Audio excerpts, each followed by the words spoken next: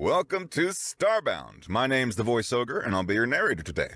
Nearly 500 supporters get early access to our stories, including brand new stories of Sunspire Academy, which I happen to do, and Freyrin and Rimiki.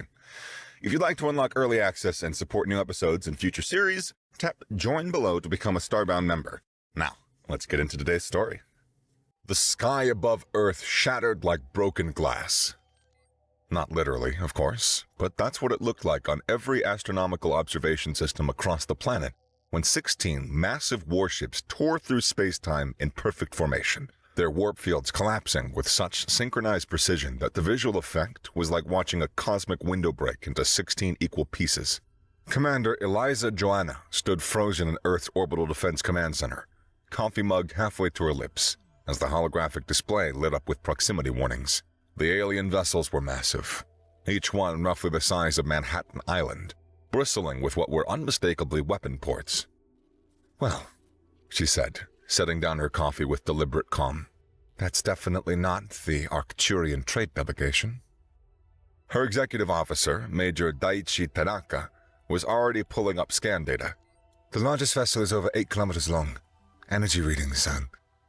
Jesus Christ. Get me Admiral Hassan and the Security Council," Joanna ordered, keeping her voice level even as adrenaline flooded her system. "And somebody tell me who the hell these people are." As if in answer, every communication system on Earth, from military channels to civilian broadcast to personal devices, simultaneously received the same transmission. A reptilian figure appeared on the screens worldwide. The scale-covered face an unsettling violet hue, with 4 blinking yellow eyes arranged in a diamond pattern. "Inhabitants of Sol 3, the alien announced in flawless English. "I am Supreme Warlord Kizoth of the Xerax Dominion. Your system now falls within our territory. Your options are simple: immediate surrender and integration into our empire as a tributary species, or immediate demonstration of why we should not simply cleanse your worlds of life and harvest your resources unimpeded." The transmission ended with what was unmistakably star charts showing the expansion of the Xerax territory. Hundreds of systems, all marked with the same symbol. In the suddenly silent command center, Lieutenant Carlos Vega whispered what everyone was thinking. "We're so screwed." Commander Joanna shot him a look that could have melted steel. "That's defeatist talk, Lieutenant. We've faced..." "Ma'am," Tanaka interrupted, his face pale. "Preliminary analysis suggests that their weaponry outclasses anything in our arsenal by an order of magnitude. Our entire fleet combined couldn't take down one of those ships." The room fell silent again as the reality sank in. Humanity had been exploring space for less than a century. They had decent ships, reasonable defenses, but nothing could stand against what had just parked itself in Earth's orbit. 6 hours later, in the underground bunker beneath Geneva that served as Earth's unified government headquarters, things weren't looking any better.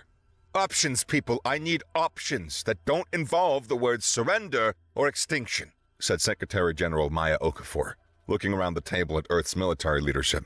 Admiral Hassan, commander of Earth's defense forces, looked like he'd aged half a decade in a day.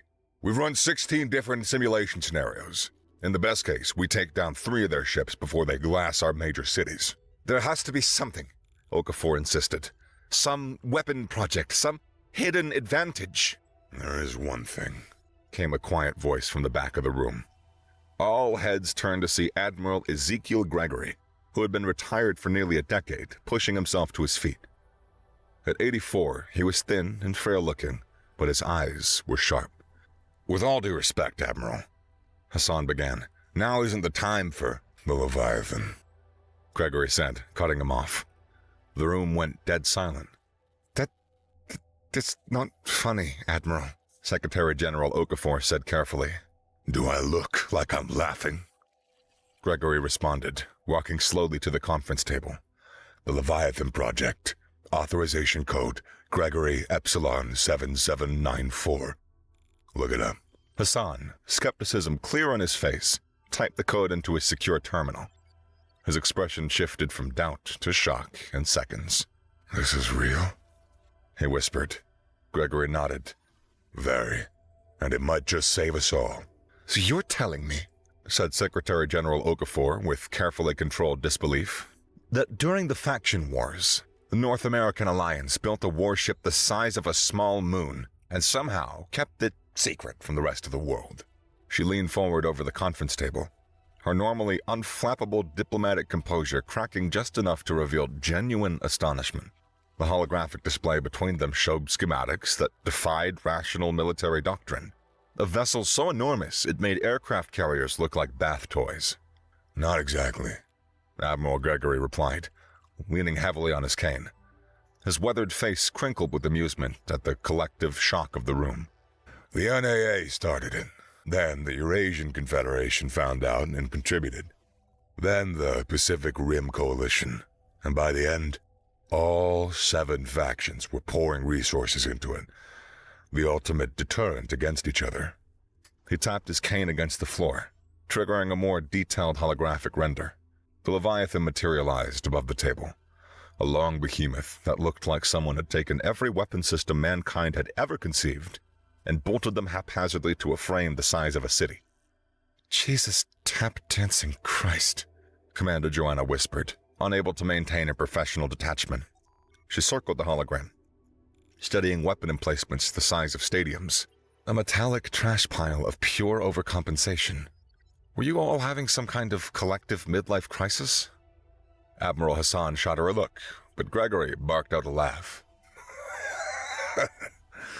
"I like her," he said to Hassan. "And she's not wrong. It was weaponized geopolitical insecurity, plain and simple." Gregory manipulated the hologram with practiced gestures despite his age, expanding a cross-section of the vessel's interior. "It was a different time," he continued, his voice taking on a distant quality. "The faction wars had convinced everyone that the other side was building superweapons. So we all collaborated in secret on the biggest superweapon imaginable, the ultimate mutually assured destruction insurance policy. Why haven't I ever heard of this?" Hassan demanded, pacing the room with barely contained energy. "I have Omega-level clearance. There's nothing in our databases about a project of this magnitude." "Because," Gregory sighed, suddenly looking every one of his 84 years.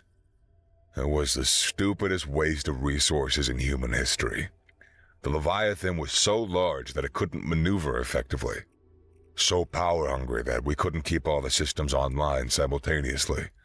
So expensive that it nearly bankrupted multiple governments." He gestured dismissively at the rotating hologram. "When the peace accords were signed, we quietly mothballed it in a stable orbit beyond Mars and classified its existence out of sheer embarrassment. The ultimate monument to humanity's capacity for engineering overkill." "I'm sorry," Major Tanaka interrupted, his analytical mind racing. "You're telling me that we built a ship the size of a moon and just forgot about it?" "Not forget, Major," Gregory corrected. "Deliberately repressed the memory, like a drunken karaoke performance at the office holiday party. Every faction wanted to pretend that they'd never been paranoid enough to contribute to something so absurd." Commander Joanna circled back to a specific section of the hologram, her tactician's eye picking out details. "These weapon ports, are they functional?" Gregory gave her an appraising look. "Technically, yes. Practically, no. About 60% of the weapon systems were installed but never properly tested. The other 40% are empty ports with power connections. We ran out of money before we could fill them." "This is insane," General Martin from the Marine Corps muttered, rubbing his temples. We can't possibly crew a vessel that size." "We'd need the population of a small country," Joanna agreed, already calculating logistics. "You're both missing the point," Gregory said, thumping his cane for emphasis. His eyes suddenly sparked with the tactical brilliance that had made him a legend decades ago. "Leviathan doesn't need to function. It just needs to exist." Hassan's eyes widened as understanding dawned. "You want a bluff? Supreme Warlord Kazath doesn't need to know that the Leviathan's held together with duct tape and wishful thinking," Gregory confirmed, a predatory smile spreading across his face. "He just needs to see a human warship that makes his fleet look like tugboats in comparison." Secretary General Okafor, who had been silently processing this revelation, finally spoke. Would they believe it? An alien species might have very different concepts of military practicality. That works in our favor, Gregory countered. They don't know what's practical for us. All they'll see is that we built something ridiculous by any standard. They'll assume that we must have technology so advanced that this monstrosity is somehow viable. Joanna snorted. So, our greatest military advantage is that we were crazy enough to have built this thing in the first place. Okay. Precisely, Commander, Gregory said with a nod of approval. Humanity's greatest weapon has always been our capacity for creative insanity. This is completely absurd, Martin objected again. We can't bet the survival of our species on a bluff this transparent. You had a better idea, General? Gregory challenged, his voice hardening. Because I'd love to hear it. Otherwise, Leviathan's what we got. Martin fell silent, unable to offer an alternative. Okafor studied the schematics carefully, her fingers tracing the outline of the massive vessel. Does it work at all? It moves. Most of the lights turn on. About 30% of its systems are functional, or were when we mothballed it, Gregory admitted. It's the Potemkin village of warships. This all-impressive facade with nothing behind it. But right now, that might be exactly what we need. Hassan was already thinking through the logistics. We'd need a skeleton crew to make it operational. Engineers, tactical officers, life support specialists. I volunteer, Joanna said immediately, surprising herself almost as much as the others. All eyes turned to her, and she squared her shoulders. I've commanded 3 different cruiser-class vessels. I'm qualified to pilot this monstrosity. You do realize, Hassan said slowly, that if the Zerax call our bluff, you'll be on a giant target with minimal defensive capabilities. With all due respect, sir, Joanna replied, her voice steady despite the flutter of fear in her chest. If the Zerax call our bluff, we're all dead anyways. Might as well have a front row seat. Gregory's laugh was sudden and genuine. I was right about you, Commander. You've got exactly the kind of creative madness that we need. Okafor rose to her feet, decision made. Admiral Hassan, begin assembling a volunteer skeleton crew. No conscripts. I want only people who understand the risks and still want in. Commander Joanna will lead the mission, with Admiral Gregory as special advisor. She glanced at Gregory. Assuming you are volunteering as well? Wild horses couldn't keep me away, Gregory confirmed, his eyes gleaming with the prospect of one last adventure. Besides, my authorization codes will be needed to wake the old girl up. We'll need our best engineers, Joanna mused, already mentally assembling their team. Tariq from the Singapore shipyards. He can make a fusion drive out of paper clips and optimism. Zhang from the orbital defense grid, Hassan added, catching her enthusiasm, and Vasquez for the life support systems. Don't forget Karimi, Gregory suggested. Best tactical system specialist in the fleet. We'll need to make those weapon ports look convincing, even if they're just for show. As they brainstormed, Tanaka was studying the ship's schematics with growing concern. Sir, the power requirements for even basic maneuvering are astronomical. The reactor systems have been dormant for 15 years. This startup sequence alone, it could blow us all to atoms. Joanna finished for him with a reckless grin. Wouldn't that be ironic? Destroyed by our own over-engineered monstrosity before the aliens ever got to take a shot at us. Your optimism's inspiring, Commander, Tanaka said dryly. There's an old saying from my childhood village, Joanna said, her expression sobering. When the tiger is at your door, even a paper dragon may scare it away, if the tiger has never seen a dragon before. Poetic, Gregory approved. Well, let's try to make our paper dragon breathe at least a little fire, shall we? Secretary General Okafor was quiet for a long moment before she nodded decisively. Admiral Hassan, assemble your team. Our best engineers, a command team, and enough personnel to make it look operational. Admiral Gregory, you'll advise. Commander Joanna, you have the operational command of the Leviathan, effective immediately. She looked around the room, making eye contact with each person. The Zerax have given us 24 hours before they begin systematic orbital bombardment. You have 18 hours to resurrect a forgotten dreadnought and make it convincing enough to bluff an alien armada. I suggest you get moving." After the meeting broke, Gregory caught Joanna by the arm. "A word, Commander?" She nodded, hanging back while the others filed out with new purpose. "You should know what you're really getting into," Gregory said quietly once they were alone. "The Leviathan isn't just impractical, it's dangerous. Systems were installed by different factions, often without proper integration. Some components are deliberately sabotaged to prevent other factions from gaining full control." Joanna absorbed this with a grim nod. "So not only is it a giant target, but it might kill us itself. Wonderful."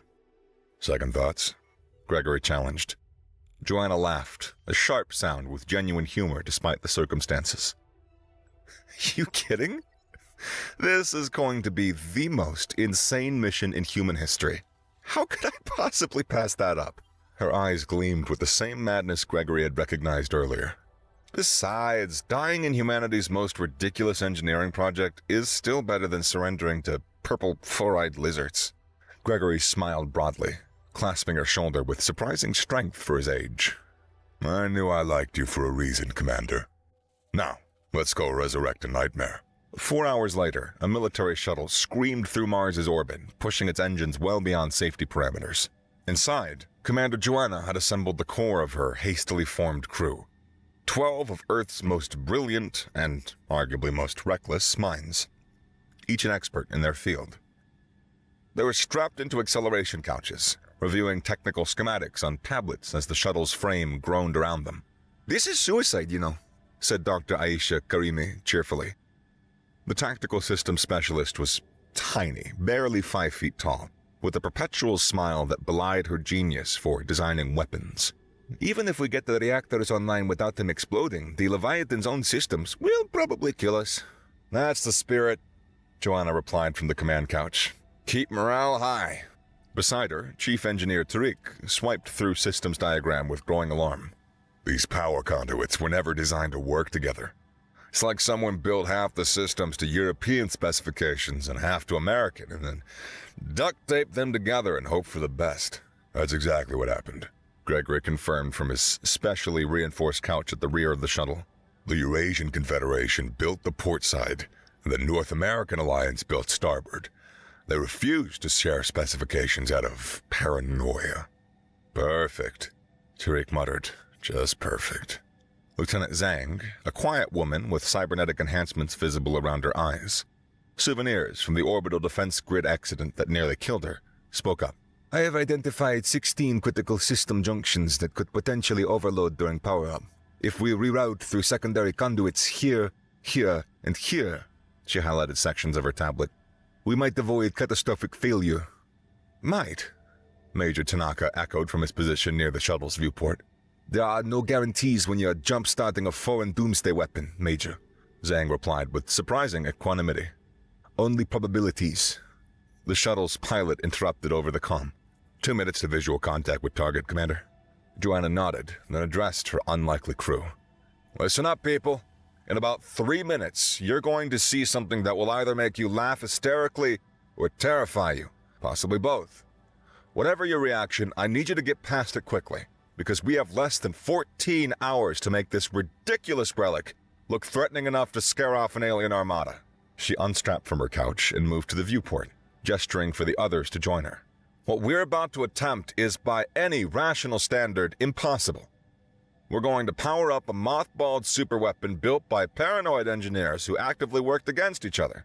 Make it look operational despite most of its systems being either non-functional or actively dangerous. We're going to bluff a technologically superior alien species into believing humanity is too dangerous to attack." She paused, looking at each of them in turn. "In other words, we're going to pull off the greatest con job in human history, with the future of our species as the stakes." "Questions?" Engineer Vasquez raised his hand, his expression serious. Just one, Commander. If we somehow pull this off, does that make us the biggest badasses in human history, or just the luckiest?" Joanna grinned. "Why not both?" The viewport suddenly darkened automatically as the shuttle systems detected a massive object reflecting sunlight. When it cleared, there was a collective gasp from the crew. The Leviathan hung in space before them, partially illuminated by the distant sun. It was staggeringly, impossibly huge. A dark metal behemoth stretching beyond the limits of human comprehension. Even dormant and dark, it radiated a sense of overwhelming power, its silhouette blotting out the stars behind it. "Sweet, merciful Buddha," Tanaka whispered, his usual stoicism shattered by the sight. "We built that?" Karimi asked in disbelief. Like actually built it? "Humanity's greatest folly and potentially our salvation," Gregory said quietly, coming to stand beside Joanna at the viewport. "The question is, can we make it live again? Even briefly?" Joanna stared at the enormous vessel, feeling a strange mix of awe, terror, and wild exhilaration. This was either the beginning of the most dangerous, glorious chapter in human history, or the final, absurd footnote to their extinction. "Well," she said finally, her voice cutting through the stunned silence, "I'd say we brought just enough crazy to match the task." She turned to face her crew, her eyes gleaming with determination and more than a hint of madness. "Let's wake the beast." The shuttle's engines flared as it adjusted course toward one of the Leviathan's cavernous docking bays, a tiny mote of light approaching the slumbering colossus. As they drew closer, details emerged. Massive weapon ports like canyon mouths, defensive arrays the size of small cities, and hull plating thick enough to withstand direct asteroid impacts.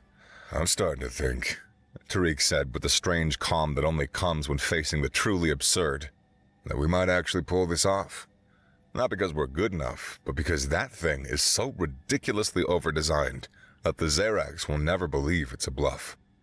"That's the spirit," Joanna replied, clapping him on the shoulder as the shuttle aligned with the docking bay. After all, who in their right mind would build something this impractical unless they had the technology to make it work? Gregory smiled thinly. "Exactly.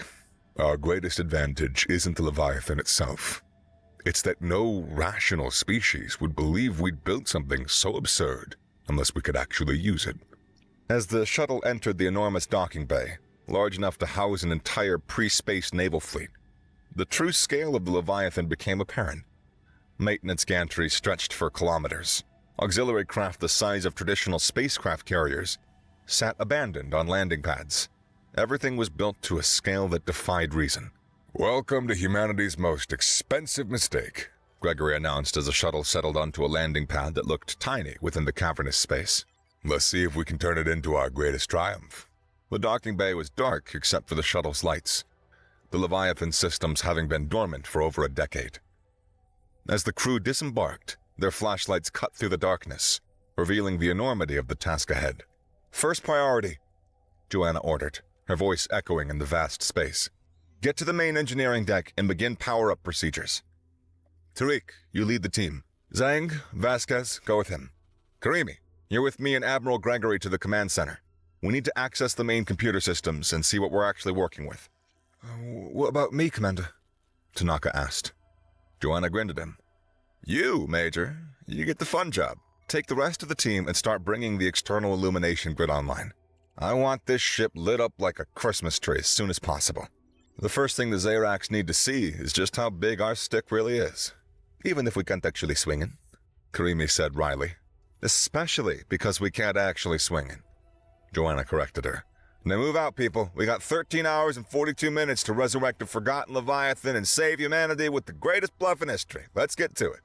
As the teams dispersed into the darkened ship, their flashlights creating small islands of light in the overwhelming blackness, Engineer Tariq muttered just loud enough for his companions to hear. 14 hours to restart a fusion reactor that's been cold for 15 years. Get life support online in a vessel the size of Manhattan, and make it all look convincing enough to scare off an alien invasion force. He shook his head, but there was a gleam of excitement in his eyes. "Just another day at the office, huh?"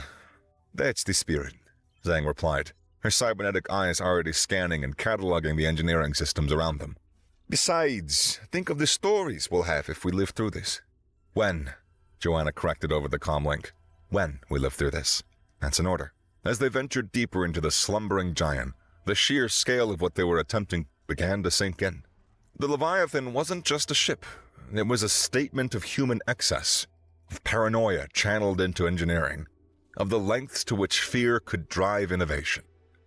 And now, ironically, this monument to humanity's capacity for overkill might be the very thing that saved them, not through firepower, but through perception. Not through what it could do, but through what others believed it could do. 13 hours until they faced the Xerax fleet. 13 hours to pull off the greatest bluff in human history. The game was on. 18 hours later, Supreme Warlord Kazoth was growing impatient. "Still no response from the humans?" he demanded, his tail lashing in irritation. "None, Warlord," replied his communications officer. "They have acknowledged receipt of our message, but claim their leadership requires more time to formulate a proper response." Kazoth sneered, his 4 eyes blinking in sequence. A sign of contempt in Xerax body language. "They stone for time while their pathetic military scrambles. Begin the demonstration strikes. Target their single-inhabited moon base first." On his command bridge, tactical screens lit up as the smallest vessel in his fleet moved into position near Luna. Multiple weapon ports opened along its flanks, energy building to devastating levels. Below, on Earth, billions watched in horror as the Xerax ship fired on the Artemis moon colony. The blast reduced the facility, home to over 3,000 people, to a molten crater. "Barbarians," Kazoth announced in another planetary broadcast. "This is but a taste of our power. You have 6 hours remaining to surrender formally." In the hastily established mission control aboard the ancient, groaning hulk of the Leviathan, Commander Joanna fought to keep her composure as the reports of the moon base's destruction came in. "We're not ready," Chief Engineer Tariq said, wiping sweat from his brow. "Half the systems are still offline. Life support is barely operational in the command sections. The main engines are functional, but the maneuvering thrusters are just shot. And don't even ask me about weapons." "What about the exterior?" Joanna asked. "Cosmetically, we look intimidating as hell," Tariq admitted. "All external lights are functioning, weapon ports operational. They just don't have the actual weapons behind most of them. From the outside, she's a beast. Inside, we are practically driving a movie prop." Admiral Gregory, who had insisted on coming aboard despite his age, tapped his cane impatiently on the deck. "It doesn't matter. The Xerax only need to see it. We reveal ourselves, make our statement, and pray they buy it." "And if they don't?" Joanna said quietly. "Then we die with style," Gregory replied with a grim smile. "Something no other species in this galaxy seems to appreciate." Aboard the Xerax flagship, Kazoth was preparing another demonstration strike, this time targeting a small island nation, when his tactical officer interrupted with evident alarm. "Supreme Warlord! Massive energy signature detected behind the 4th planet!" "Show me," Kazoth demanded. The main view screen shifted to show Mars, and from behind it emerged what at first appeared to be another small moon. As it moved into the light of Sol, however, its artificial nature became clear. The vessel, if it could be called such, was simply enormous. Weapon emplacements dotted its surface like mountains on a landscape. Lights flickered across its hull in patterns that suggested barely contained power. "Impossible," Kazoth whispered, all 4 eyes wide. "Magnify!" The image zoomed in to show the behemoth in greater detail. Along its side, illuminated in lights the size of skyscrapers, was a name in human script, Leviathan. "Size comparison," Kazoth barked. A graphic appeared, showing the Xerax flagship, their mightiest vessel alongside the human monstrosity. The flagship appeared as little more than a mosquito next to an eagle. As the Xerax command staff stared in shock, a transmission came on all their channels. Commander Joanna appeared on screen, her expression carefully neutral despite the chaos happening just off camera, as engineers frantically worked to keep systems online. "Supreme Warlord Kazoth," she said calmly. "I am Commander Eliza Joanna of the Earth Defense Fleet. We have received your ultimatum and demonstration. Allow us to respond in kind." The transmission cut to an external view of the Leviathan. With perfect timing, more lucky than skilled, a series of massive exterior lights activated in sequence, making it appear as though power was building up along the ship's spine. It was actually just the main illumination grid coming online, but to the watching Xerax, it looked like a weapon system powering up. "As you can see," Joanna continued as the camera returned to her, Humanity has a different approach to space warfare than the Xerax. You build many ships, we build few. But we build significant vessels. Off camera, Tariq was frantically signaling that one of the main power cores was about to fail. Joanna ignored him. The Leviathan is our response to your demonstration. We would prefer peaceful relations, but should you force our hand, she let the implication hang. Aboard his flagship, Kazoth felt something he hadn't experienced in decades of conquest. Doubt. That vessel must be their entire industrial output for a century, his science officer whispered. It defies conventional design philosophy. Kazoth's tactical officer was reviewing data frantically. Warlord, if their weapon systems are proportional to the vessel's size, a single volley could destroy our entire fleet. Conservative estimates suggest it could crack a small planet. That is absurd, Kazoth hissed. No species builds ships of that magnitude for practical warfare. The humans are new to interstellar travel, his intelligence officer reminded him. We know little of their war doctrine. Perhaps this is their standard approach. Quality over quantity. As if on cue, a new transmission came through. This one from Secretary General Okafor on Earth. Supreme Warlord, she said with remarkable composure. We have revealed only one of our defensive assets as a courtesy. We hope this demonstrates that humanity is not to be trifled with, despite our relative youth among the stars. We remain open to peaceful diplomatic relations if you wish to reconsider your position. Kazoth's command staff waited for his response, tension thick in the air. Scan their system thoroughly, he ordered. I want to know if they have any more of these abominations. Sir, his science officer replied hesitantly. There are unusual energy signatures in the Kuiper belt that may indicate more vessels of similar scale. There were no such vessels, of course, just normal background radiation. But fear and confirmation bias are powerful things. Aboard Leviathan, what had started as a tense professionalism was rapidly deteriorating into barely contained panic. We've lost power to sections 5 through 28, reported Lieutenant Zhang from engineering. Life support is failing in the lower decks, and the main reactor's running at 143% capacity, which I didn't even think was possible. Can the Xerax detect these issues? Joanna asked, maintaining her composure despite the chaos. Admiral Gregory shook his head. It's not likely. This hull is designed with enough dampening material to block most scans. It was designed to be mysterious and threatening. Another ridiculous feature that's actually helping us right now. They're scanning us heavily, Major Tanaka reported from the jury-rigged sensor station. And they're also scanning the outer system. I think they're looking for more ships like ours. Perfect, Gregory said with a thin smile. Let them look.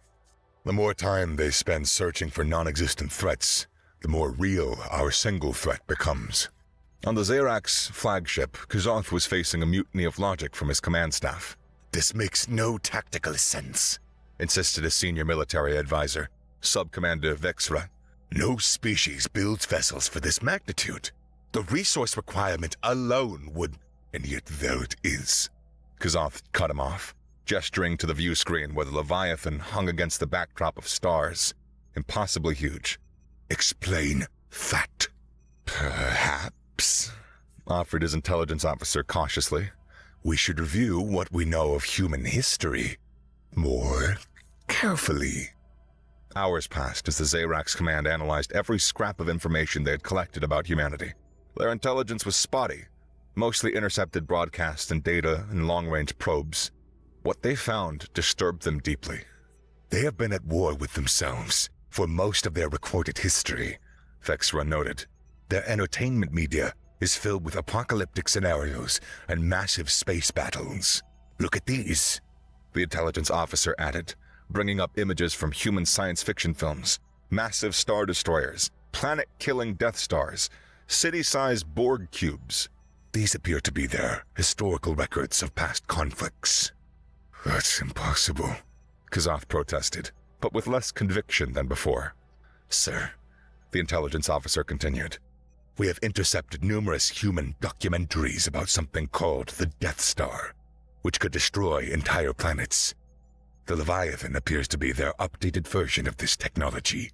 Kazoth, of course, had no way of knowing that they were analyzing Star Wars films and mistaking them for historical records. Back on the Leviathan, Admiral Gregory was reviewing the Xerax communication patterns with growing satisfaction. They're sending encrypted transmissions back to their home systems, he noted. Lots of them. My guess? They're asking for instructions on how to handle a species with weapons that outclass their own. We can't keep this up much longer, Joanna warned. We've got maybe 6 hours before something critical fails and gives away the game. We won't need 6 hours, Gregory predicted. The Xerax built their empire through intimidation of weaker species. They have no playbook for being the intimidated ones. As if on cue, Major Tanaka called out, "Commander, the Xerax flagship is hailing us." Joanna took a deep breath, straightened her uniform, and nodded. "Put them through." Supreme Warlord Kazoth appeared on screen, his posture noticeably less aggressive than in previous communications. "Commander Joanna," he said, his voice carefully modulated. "After consideration, the Xerax Dominion recognizes that we may have misunderstood humanity's place in the galactic order." "Oh?" Joanna replied, raising an eyebrow with practiced nonchalance, even as a warning light began flashing on a console just out of the transmission frame. "Indeed," Kazoth continued. "We propose an immediate cessation of hostilities and the establishment of formal diplomatic relations between our peoples. As a gesture of goodwill, we are preparing to withdraw our fleet to a respectful distance." Behind Joanna, Admiral Gregory was physically restraining himself from punching the air in victory. "That seems reasonable, Supreme Warlord," Joanna replied coolly. "We accept your proposal and look forward to peaceful relations. Perhaps in the future we can discuss technology and exchange programs." The mere suggestion made Kazoth's scales pale visibly. "Yes, perhaps," he managed. "We will withdraw now and send diplomatic representatives at a later date." The transmission ended, and for a moment, the command deck of the Leviathan was silent. Then, someone started laughing. Might have been Tanaka, or perhaps Engineer Tariq. Within seconds, the entire skeleton crew was doubled over, tears streaming down their faces as 15 hours of tension broke in a wave of hysterical relief. "Holy shit!" Joanna gasped between fits of laughter. Holy shit, it worked! It fucking worked! Admiral Gregory leaned heavily on his cane, looking immensely satisfied. "Of course it worked. The biggest gun isn't the one that wins the fight. It's the one that prevents the fight from happening at all." "Alert Earth," Joanna ordered once she'd composed herself. "Tell them humanity just won its first interstellar conflict without firing a shot. The Xerax fleet's departure was a masterpiece of controlled panic disguised as dignified withdrawal. Their massive ships moved with precision into formation before disappearing one by one into warp jumps, leaving Earth's orbit clear for the first time in 24 hours. On the observation deck of the Leviathan, Commander Joanna stood beside Admiral Gregory, watching the last Xerax vessel vanish in a flash of exotic particles. "So," she said after a moment, "what happens when they realize we tricked them?" Gregory shrugged. By then, it won't matter. They'll have told everyone in their empire about the terrifying humans with moon-sized warships. Their reputation will be damaged if they admit that they were bluffed. And," he smiled, "Secretary General Okafor has already authorized a crash program to make the Leviathan actually functional, along with plans for 2 more. Joanna looked at him with shock. "You can't be serious." "Dead serious," Gregory replied. "The faction wars pushed us to build this monstrosity for all the wrong reasons. The Xerax just gave us the right one. If looking like the biggest, baddest species in the sector keeps us safe, then that is exactly what we will be." 3 months later, the first Xerax diplomatic delegation arrived in orbit. They were greeted by the Leviathan, now fully operational and accompanied by the beginnings of its sister ship, already being constructed in Earth's orbital shipyards. In the newly established Galactic Affairs Council on Europa, Security General Okafor welcomed the Xerax ambassadors warmly. "We look forward to peaceful relations with the Dominion," she told them. Our military commanders were quite impressed by your fleet, though they noted your focus on quantity over quality, and that is an interesting tactical choice. The lead Xerax ambassador, clearly uncomfortable, presented a formal treaty of non-aggression and mutual defense. The Supreme Warlord wishes me to convey his personal admiration for humanity's impressive engineering philosophy. Later, in private, Admiral Hassan raised his glass in toast to Admiral Gregory. The Xerax ambassador told me that their intelligence services now classify Earth as do not provoke under any circumstances. Apparently there's a rumor spreading in the wider galaxy that humans build warships capable of destroying stars. Ridiculous. Gregory scoffed, then winked. Everyone knows the Stellar Eradicator is still in the design phase. Back aboard the Leviathan, now her permanent command, Commander Joanna, recently promoted to captain, presiding over a meeting with her senior staff. The Xerax weren't the only expansionist power out there, she told them, displaying a star chart showing multiple alien territories. But they're telling everyone who will listen about the humans who built planet crackers as standard military vessels. So, we're safe? Asked Major Tanaka. Better than safe, Joanna replied with a smile. We're respected. Fear buys you distance, but respect buys you allies. 3 different species have already approached Earth about mutual defense treaties. All because we built a ship too impractical to use. Fun, rather. Engineer Tariq marveled, shaking his head. No, Joanna corrected him. All because we were smart enough to realize that sometimes the most powerful weapon isn't the one that works best. It's the one that looks the scariest from the outside. She looked out the viewport at the stars, thinking about the galaxy that had suddenly opened up to humanity, not through superior firepower, but through the strategic application of humanity's greatest talent, over-engineering to the point of absurdity. Gentlemen, she said, raising her coffee mug in a toast, to human ingenuity, the most terrifying force in the universe. Across the galaxy, a new saying began to spread among spacefaring species. Never engage the humans. Their warships blot out the stars themselves. None of them realized that the most terrifying thing about humans wasn't the size of their ships. It was the ability to win wars without firing a single shot.